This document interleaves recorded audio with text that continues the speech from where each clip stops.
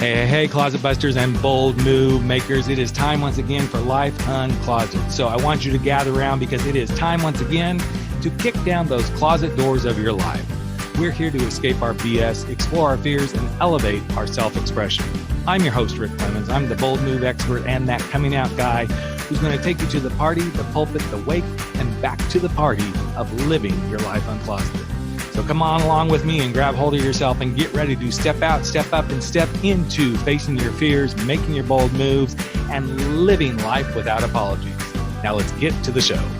Hey, Life Uncloseted family. It is time once again to make those bold moves, come out of those closets of our life, and see what we can do to live an unapologetic life. I'm your host, Rick Clemens, and let me tell you something I've learned through all the different journeys of my life, but especially coming out of the closet and pursuing different things, is sometimes the best way to get through anything is to invoke the deepest sense of self-care.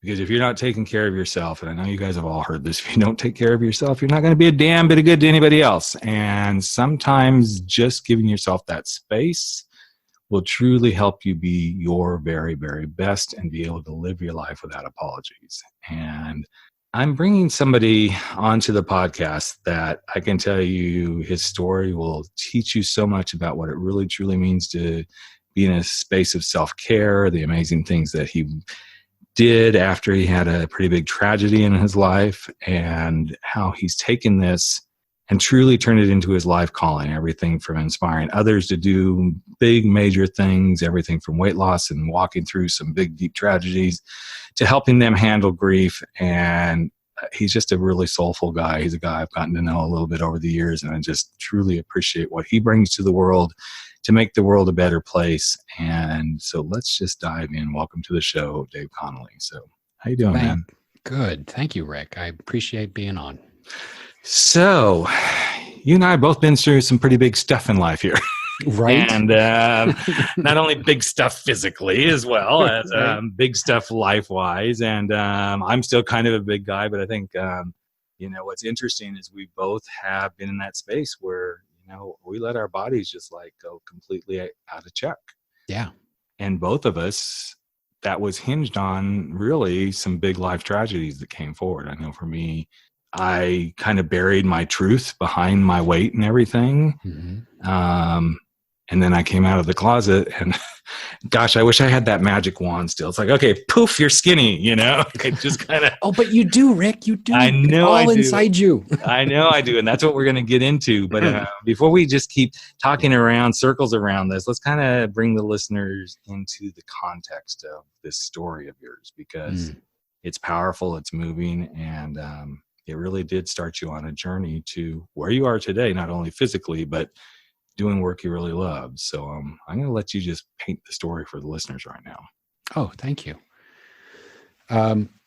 So this phase of my life, this part of my life, and I say it that way because we live so many different lives over the course of our life. And I'm finding that as I get older, that it's the space in between that is so interesting to me, the transitions. And sometimes it's around, like big birthdays, and sometimes it's around big events. Mm-hmm. But the magic of life isn't so much like, you hear like it's not the destinations, it's the journey.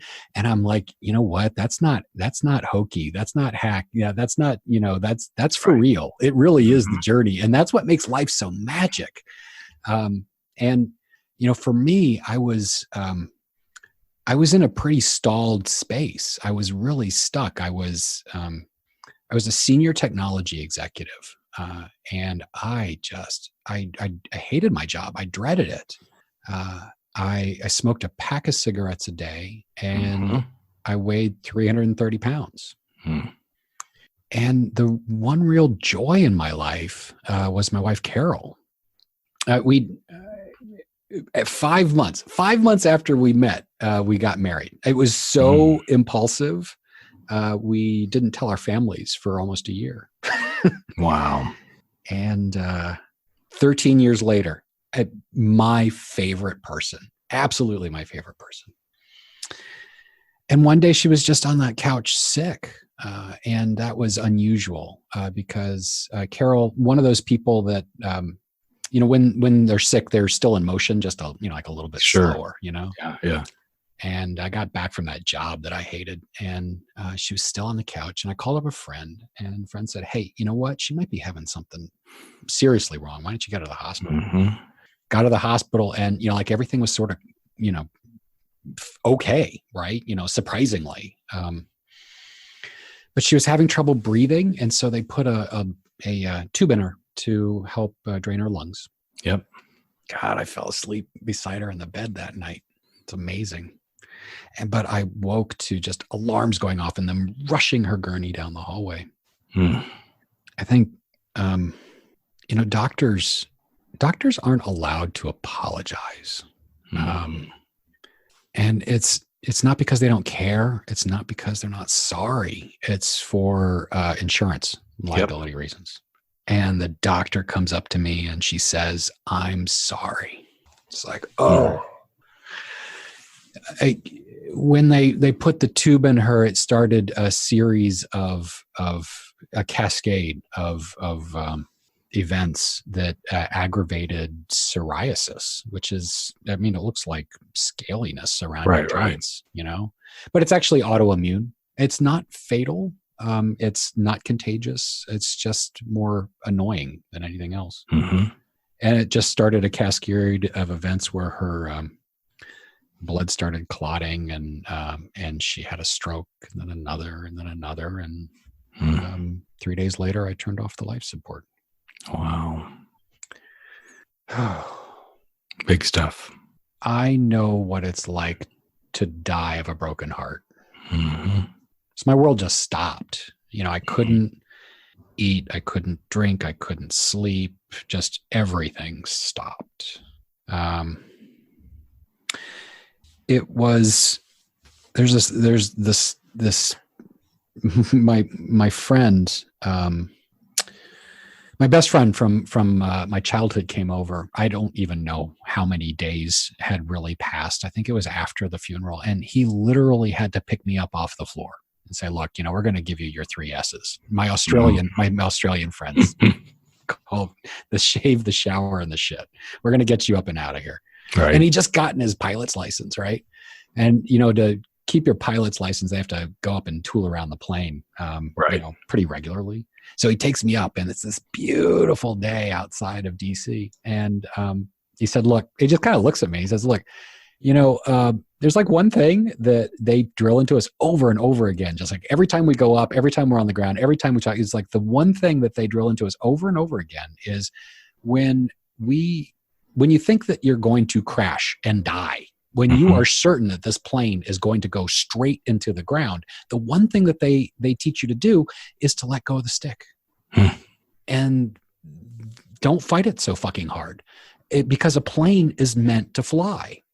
And that became a metaphor for my life. Because at that moment, I was like, oh, stop trying to control this so hard. Stop trying to fight this so hard. Just let go. Your life is meant to fly. This living thing is automatic. You are supposed to. And it's really strong. And I still couldn't eat. I still couldn't sleep. I still couldn't do like the normal things of life, but I could choose to drink some water. I had to, right? I had to. And I have one now. Like I always have a water bottle on me. When we meet in person, if I don't have a water bottle within like reaching distance of me, you know that something's wrong. I always have a water bottle with me. And that was like the smallest bit of self-care. It was the smallest bit of self-care, because what I was beginning to learn and where I am today and what I work with my clients on today as a health and wellness coach is really learning to love yourself as much as you love others, and maybe more. I was learning to love myself as much as I loved Carol. And that is my work. That's my life's calling. That's my journey. And that's where it began, was loving myself. And that was self-care. That's what you do when you love yourself. You take care of yourself. Yeah. And I think it's important for everybody to hear this, but I think it's very important for men to hear this a lot. Women seem to dial into this, and they know that they intuitively should do this. Now, doesn't mean they always do. Yeah. But I think men, because of who we're quote supposed to be, we don't do this enough. And I'm not talking about getting your ass to the gym. I'm not talking about eating right. Yes, those are pieces of the puzzle. I'm talking about allowing yourself to feel vulnerable. I'm talking about letting yourself grieve. I'm talking about letting yourself go into some scary spaces and find yourself. Yeah. And this is the stuff that so many guys don't do. Mm-hmm. And then suddenly, quite honestly, they wonder why they're so fucked up. Right. Exactly. I'm just sitting here nodding. I know that doesn't work well. No, he is. I mean, I'm sitting here nodding. Trust us. We can see each other. Y'all can't see us. He looks really good. I'm like in my gym clothes still going. I just got my fat ass back from the gym to do this. But perfect. Self-care. It's so interesting. Yes, this self-care is so interesting. In fact, I've noticed as I'm working on a speech right now that I've shifted how I do this to where the self-care that I'm giving myself around this particular talk is much more intense than I ever have in the past. And I think it's because I know this is a biggie. Yeah. And it's not a big talk. Right. But it's a big moment talk. Ooh. And it's somewhere I've been wanting to be for years and years and years. And as we're recording this, I'm saying that as if it's coming up, and by the time this plays, it will already be done.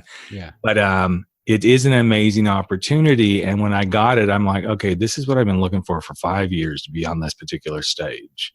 Wow. And typically I would start to get into, okay, this has got to be perfect. We got to do this. Here's the comedy. Here's the da.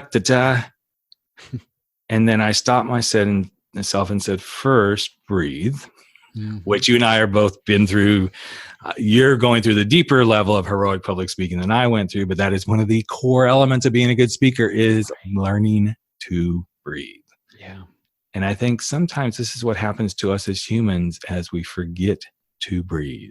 And for you, as you went through those moments with losing your wife and finding yourself over the next 2 years, I can't even imagine how many times you just wanted to quit breathing, because I've been there myself. It's like, this is not worth it. This is not worth taking that step to come out of the closet. This is not worth doing this. It's not worth losing my kids. It's not blah, blah, blah. So, gosh, could somebody just turn off the breath and then it's done, right? But so this self-care thing that you finally figured out, and I know it's like never 100% figured out, but you figured out a huge amount of it. Yeah. Your wife has passed. Yeah. You're in this space. Yeah. You're in this headspace. When did you really start? I mean, what was that trigger that said, oh my fucking God, I got to start taking care of myself? It was that point where, like after the plane, right? And it was like that, like, what am I going to choose? Right. So what's my choice here? Because I was in such a state where I had to choose to drink water. I mean, like, look, today I get thirsty and I drink water. Back then, I wasn't getting thirsty. I had to choose. And that was quite a revelation to me. Most of our behavior, in fact, 99% of our behavior is based on unconscious habits and how we feel. If we feel it, we do it. Grief had obliterated my feelings. It was the only thing I felt. And I stopped drinking water. My habits just failed me. I wasn't eating because I wasn't hungry. I wasn't sleeping because I wasn't sleeping. My grief was obliterating my feelings. And so consciously choosing was the main thing. That actually, it was the only thing. And here's the magic. The magic is you always had that choice. I didn't want to lose Carol. In fact, I wish she was here every day. Of course. And the realization, I mean, I'm saddled with the guilt of knowing that the very worst thing that could have ever happened to me is the very best. I am certainly alive today, 8 years later, because Carol passed. I was smoking cigarettes like nobody's business. I weighed 330 pounds. I don't now. I weigh 185 pounds. I'm in the best shape of my life. And that, that would not have been possible had not Carol given me the gift of her passing. And so, here's something that's interesting, David. I guess I'm going to have to interrupt because this is it is ironic to me that you and I are having this conversation. Well, it's not ironic that we're having this conversation, but it's ironic that you're saying this because, and I'm grabbing my phone because just a few days ago, I put something in for this talk I'm getting ready to do, and it was this note. Without my divorce, I would not have had a chance or a hope or a possibility for a successful relationship. Yes. That's the one thing. Oh, not the one thing. There's many things that happened because I went through that, but I realized how much walking out of that situation, yours is different but very similar. Yes. Gave me the means that I needed to go experience what a real relationship was like. And it's very interesting to me because I interviewed a gal whose husband is still in denial that he's gay. Right. And one of the things that she said to me in the interview was, when I figured this out for him, I went and had an affair. And she said, and that was the first time I really knew what it was like to have good sex with a man. Right. Oh my goodness. So it's these interesting moments that so much of society wants to go, ooh, I can't, you're such a son of a bitch. I can't believe you did that. I'm like, yes, I get that. I know this. Yeah. But then there's that other piece of it. But then when it's done and over, I released my wife to go have a happier life. Your wife released you to go find yourself, as tragic as it was. Right. And so for those who would love to throw you some shade because you say, wow, I'm in a better place than I've ever been because of Carol. Huge. Take that for the context that he's really saying it in. Huge gift. You would give anything, I bet, for her to be back here. Yes. And the realization that I always had that choice is the main thing. And like when I think about, like I was in a marriage, not my marriage to Carol, another marriage, for too long. And it was a situation where we were good in a lot of levels, but it was a really great roommate situation in a lot of ways. And that kind of papered over all of the deeper issues of me, really wanting a big love and a big partnership and a big life. And it was never going to happen in a life that was fine. I mean, it was fine. Fine is feeling okay, and fine is my canary in the coal mine. That's like, oh, something shitty and wrong if it's fine and okay. That's kind of like the white bread and the mayonnaise of life. That isn't where life happens.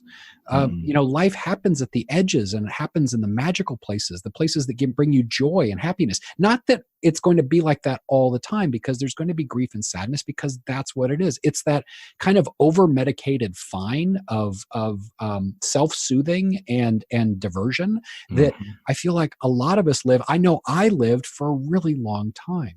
And so I had a very narrow view of what my life was. It was like I had a menu with only one item on it, and it was rinse and repeat. Just do that over and over again. And it was hard for me to even imagine that there could be more things on that menu. And yet, when I was brave enough to have the joy of change outweigh the pain of staying the same, holy crap, my world exploded and has been now my life is about what's possible, the cans and the wills and the do's. It's not about can't, won't, and don't. It's about can, will, and do. And that is magic. It's expansive. It is truly limitless.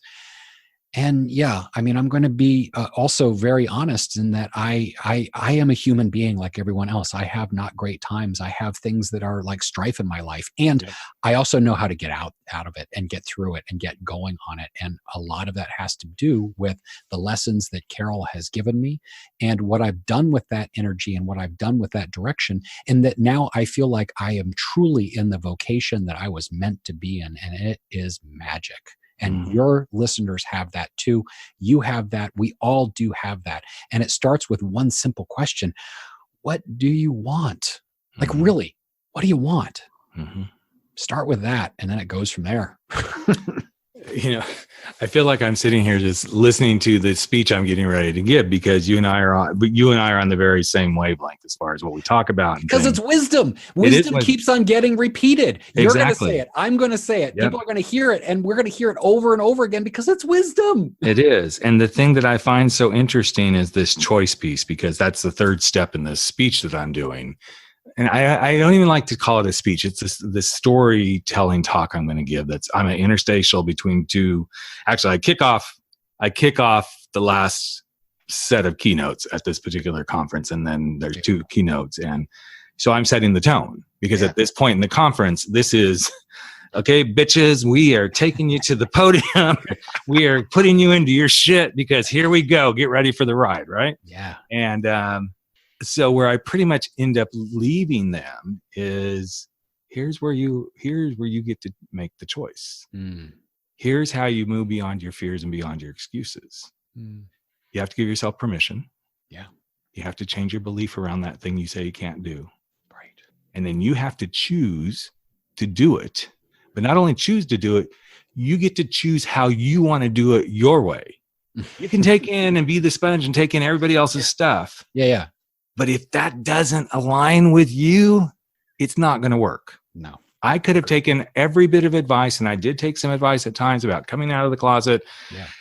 And when it didn't jive with me and I still tried to do it, it screwed me up. It screwed my family up. It almost cost me to lose my kids because of one guy that I thought, oh, wow, he's hot, he's handsome, he's got a great dick, right, and I'm going to listen to him.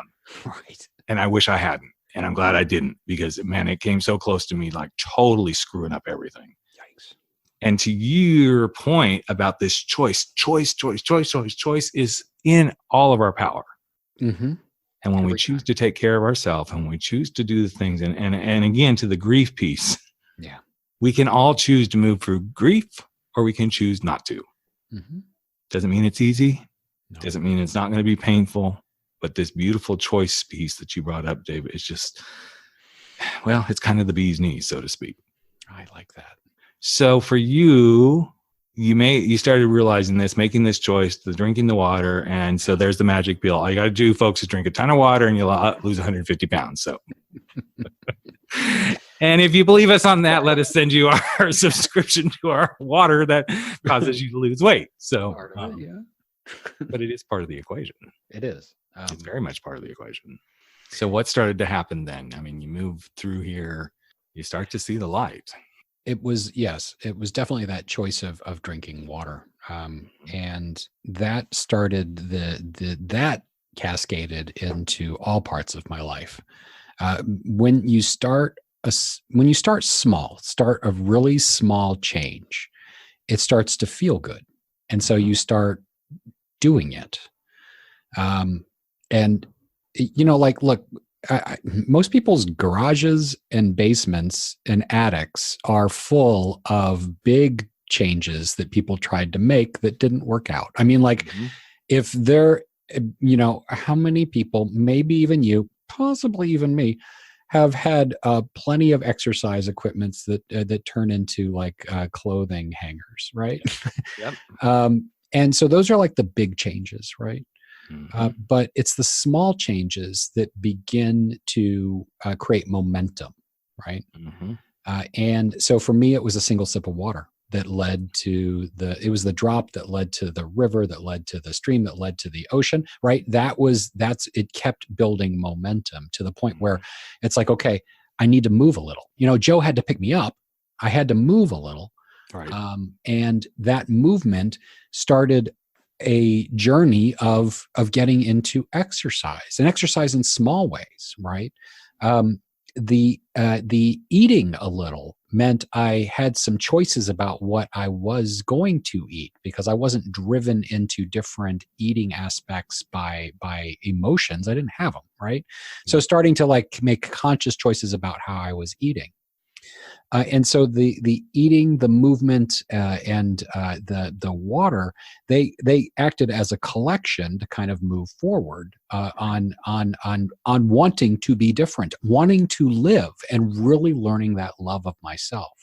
And so Yeah, it's not overnight. It wasn't a light flip of a light switch. It was about building these habits over time and building it like a muscle, building it like any habit. I mean, if you or your kids have ever learned to play an instrument, the first few months were pretty excruciating, right? Yep.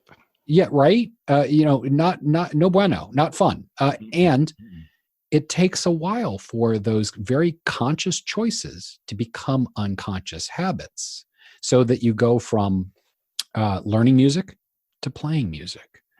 Or, God, remember when you were first learning to drive a car? Just like, I mean, it takes time. Yes, it does. To go from white knuckle driving and having to remember everything to listening to the radio, talking on the phone, and not being quite sure how you got to your destination. And don't fucking do that. But that's what happens. We do it. It's so habitual, And so it's.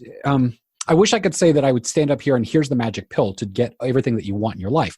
But we started this part of this conversation with the exact right thing, which is like, what do you want? Right? Mm-hmm. For my clients, often what they want is they spend way too much time in their job. Yep. They feel guilty about not spending any time with their family or those that they love. Yep. And they spend no time on themselves. None, right? Because that's the one place that they have agency. So they steal from that to spend a little bit of time with their family, and they dump a whole lot into their vocation because that's where they're rewarded. It feels good, right? If we flip this frown upside down and flip the model and say, hey, look, you're going to focus on yourself. It's going to be self-care. And I think it's worth talking about what self-care is for a moment, but let's put a pin in that. Yeah. Put a pin in that for a second and just say, look, focus on yourself.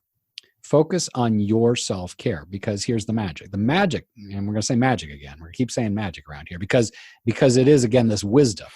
The wisdom that keeps on getting repeated, because the ancient Sumerian, our oldest written language, which means that we've been talking about it for even longer. Our oldest written language, the Sumerians, the Egyptians, all of our ancient religious texts, they all talked about the importance of self-care. The mind, the body, the heart, the spirit. That's what these things are foundationally built on, right? Yeah. So let's pay attention to that. Let's pay attention to yourself, your mind, your body, your heart, and your spirit. And see how much you bring to you. It just up-levels your relationships like nobody's business. It up-levels your vocation and how you show up in your community and how you show up ultimately at your legacy at large. I mean, like, none of us are going to be at the end of this life and say, oh, thank God I spent all that fucking time at my job. We are going to be at the end of this life and say, thank God I was loved and I loved others. And I believe that it starts with loving yourself. Absolutely. It has to, because as soon as you don't, you can't love your job. You can't love others because it's being sucked up into hatred of other things. And the thing that I think that's hardest for many people. Yeah. And I was going to go the generational thing, and I'm going to start there, but I'm going to back it in too. Sure. Is I know as a baby boomer, my whole life was, you do for everybody else. You do for everybody else. And I look at my parents and I see that even deeper in their generation. And if you're doing something for yourself, you're selfish. Okay. And I think this is where we're kind of in a world now where you get through the Gen Xers, the millennials, and the Gen Ys and whatever's next to come. And they're not as prone to don't do for yourself. Right. But they're still trying to figure out, well, what exactly is real good self-care? They know how to do what they want and get what they want and go do things that's me, which there's a balance there too. But it's like, I feel like there's almost this piece that's still missing of, okay, well, how do you do this and do this well for yourself without being a complete asswipe? Yeah, I hear you. Self-care. All right. This is how I define self-care. This is what I keep on talking about as far as self-care goes. And it seems to work out. I would love to get feedback from your listeners as if this works out for them, because it seems to work out for most people. There's a balance between, or there's a difference between what people believe is self-care and what is self-care. Mm-hmm. Because self-care and self-soothing can get mixed up really easily.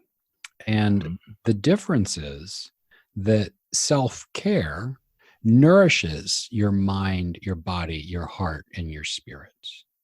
And self-soothing is that if you did a lot of it, Yep. it's distracting or addicting, or sometimes both. Mm-hmm. And so if you drop that lens on whatever the activity is, Yep. then you know what? You got something there. Mm-hmm. So getting out in nature, Mm-hmm. given that lens, which is it? Yep. I would say it could go both ways depending, but I see it more as self-care. Exactly. Because, getting out into nature, if you did a lot of it, is it addicting? Is it distracting? You might be able to make that case for distracting, but what I'm talking about as far as distracting goes is Right. you're ignoring something about your life, or you're wanting to escape part of your life. Right. And getting out into nature augments that. It fills the heart or the spirit or it nourishes that. Or so shopping, retail therapy. Yep. Definitely self-soothing. You do a lot of it, that's distraction or even addicting. Mm-hmm. Spending time with friends, that might be distracting, but really that is usually so much more about, fulfilling your heart and your soul. Right. So like that's, if you start with that kind of lens, then you naturally get to things that are so much more fulfilling in your life. Like, look, sleep. I'm telling you, one of the things that I work on mostly with my clients is sleep. And it seems like it's gotten very popular in the last few years with, Ariana Huffington and a few different, high profile books. Well, you know what? Sleep is so fundamental to like how we lose weight, emotional regulation, hormonal balance, living longer. Like it has so many different pieces. And mind you, if you have poor sleep, you don't particularly make good decisions. I know when I'm tired, it's like, you know what? I don't want to make any good for me food. I want is to have something delivered, or whatever, right? Or just go out or. So I'm not going to make the wisest choices because I'm tired. So fix your sleep. That's magic self-care. Mm-hmm. So that's the difference between self-soothing and self-care. It's like, look, binge watching a show with a pint of ice cream. Look, I'm not going to knock it. The pint of Ben & Jerry's in my trash can right now is a testament to self-soothing is fun and good and necessary. Mm-hmm. But it's not it's not self-care. So just separate those two things. It's two different things. Yep. And I think it's that beautiful space of realizing everything in moderation. And I'm not saying moderate self-care, because to me, I think we're already a society that's over moderating self-care and we're doing everything else but taking care of ourselves. Right. Yes. I think we're very much a society who is into full on, let's self-soothe by the next social media post is about soothing how good I am or what I'm doing. And then I'm drinking. And again, I'm raising my hands here, folks. You guys all know I'm a big wine drinker. Yum. But I've even seen that from me personally. As I'm saying this, I'm like, I just signed up for another wine club this past weekend. But I have seen it really diminish. I remember at one point when my husband and I, we could knock down a couple of bottles of wine an evening on the weekends. Yep. And now I'm like, okay, I'll have a glass or two and I'm good. Right. Done. Right. I don't need it. Right. But I think it's also where you get to in your stations of life. And I do mean stations, folks. I'm talking, there's lots of different stations we get to. I'm in a station of life right now where I'm awake. I'm not saying I'm completely woke. I'm just much more awake. Yeah. And literally some of it's because I sleep better. And literally some of it's because I have a desire to go to the gym. I have a desire to eat healthy. Yeah. I have a desire to make my business successful. I have a desire to try to be as good as I can in my relationship. I'm woke to all these things. And part of that is because I'm taking care of myself. And for so many people who are listening to this podcast, I think this is a really great place to kind of bring it full circle. You cannot make a bold move. You cannot face your fears. You cannot stop making excuses for your life. And you sure the hell can't stop apologizing for how you live if you're not invoking a deep, deep intentional mission of self-care. And that's what David's all about. And that's what he teaches. And that's what he breathes. That's what he's a walking testimony to. And that's why I so badly wanted him to come and speak. Plus, I really kind of like the guy too. So the little bit that we know each other, I mean, don't really know each other all that well. We all run in some similar circles and all that good stuff. But so as we wrap it up here, David, what would be one thing you'd encourage people who are like, okay, this sounds really good, so let me add self-care to my today's to-do list? I love the small step, because that's what I talk about all the time, is like, okay, yes, coming out of the closet, that's a big, hairy, audacious step to go do. But It's a big one. what is one small step today you can take towards believing you can actually come out of the closet? So I guess I'm throwing to you, what's a way you could encourage someone to take that small step towards self-care? One of the bigger challenges that I hear over and over again, and it was a big challenge for me, was adding mindfulness to my life. And yet that's one of those foundational things that, if you do it, like it has, like it's a dessert topping and a floor wax. It has so many good, like there's no downside. There's no downside. Like just the creativity and the emotional regulation, the innate happiness, the focus, the creativity. Just so many different things that go with mindfulness. Yet it's one of those things that people are like, that's hard. And it's like, I'll try the apps, I'll try this, I'll go to and like it just doesn't seem to stick. I'm like, I know, I got it. That happens over and over again. I was at a business mindfulness course, and there are such things as a business mindfulness course. They taught us a loving kindness meditation. And a loving kindness meditation is one where it keeps you in the present, the here and the now. By in your head, you just wish people well, wishing you well, wish you well. And I thought, I'm going to do that. That's awesome. And so I get off the metro in Washington, D.C., and I'm wishing hundreds of people well. And I do the same thing on the way home, wishing hundreds of people well. And I get to the end of the day, and I thought, you know what? It didn't do anything for me. I'm like, I don't think that's going to stick. Right. But I woke up. You know how sometimes you have to sleep on things? I woke up and I went like, revelation. I have a revelation. I realized that I can wish anything on people. And I decided that I was going to wish people things in my life that I wanted. So I did the exact same thing. I got off the metro in Washington, D.C., and I wished hundreds of people a great sex life. See? And that's what did it for me, because it was amusing to me. It had feelings. Yes. And it put a little bit of a smile on my face because it was amusing, and it's something that I did want. And magic, because it would catch somebody else's eye and you could see it go through the crowd. It was a network effect. So this is my challenge, and this is my request for your listeners. The smallest bit of self-care that I could imagine would be the 1 second it takes to wish someone well, or a great sex life, or something that's meaningful to you. I wish people in my head a long battery life on their phone, or great Wi-Fi signal, or short lines at the grocery store, because these are things I want and I want for you. So my smallest bit of self-care I can ask for your listeners is to just wish somebody something awesome for them. That's amazing. It's so true. Such a beautiful way to do this. In fact, it's interesting that you bring that up, because a few years ago when Oprah was doing her Oprah weekend tours all over the country, I had the privilege of going to one in San Jose. And I think the first exercise we did on day one was so powerful, because she had us think about somebody we cared about, maybe somebody we had a challenge with. But get somebody in our mind and really think about what you want most for them. And Deepak Chopra was kind of leading this meditation and had us do that. And then when we came out of the meditation of thinking about what we want for this person, we were to write those things down.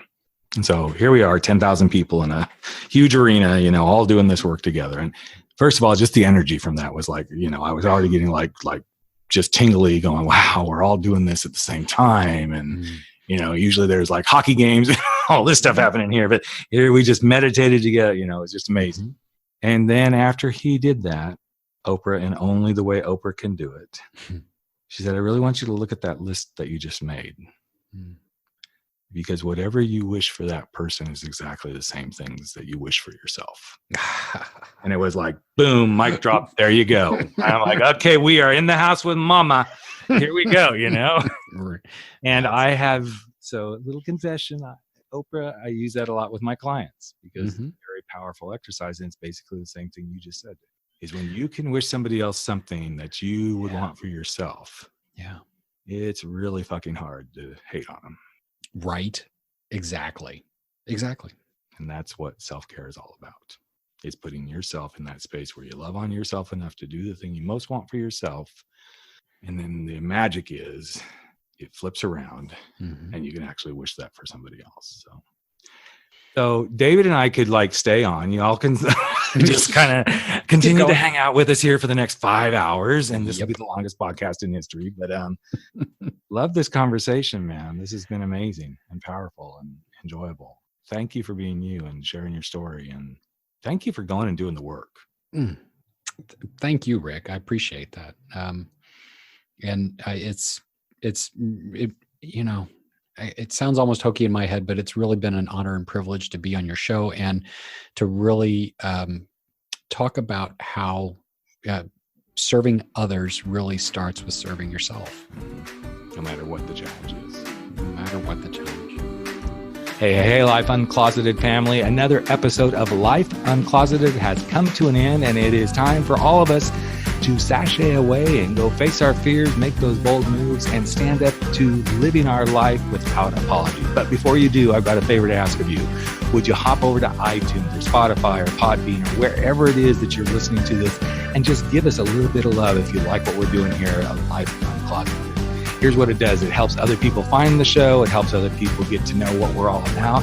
And you just might help change a life. In fact, if you really want to change a life, we'd love it if you just ask a friend to take a listen and see what they think. So that's it. Love you all deeply. I'm Rick Clemens, the host of Life Uncloseted, and never stop stepping out, stepping up, and stepping into living your life uncloseted.